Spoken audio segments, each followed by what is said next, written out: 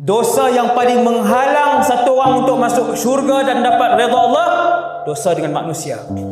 Hati-hati ambil hak orang.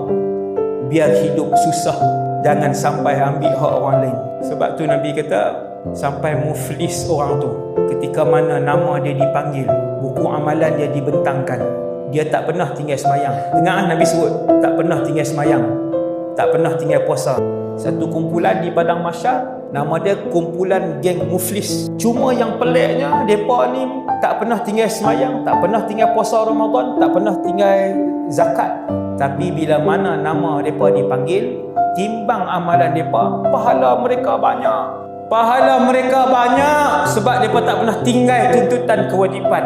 Tapi bila mana habis ditimbang amalan dia, Allah Ta'ala umum, siapa di mahsyar yang kenal dengan dia ni, nak tuntut sesuatu, sila tampil ke hadapan. Ramai ni mai belakang dia.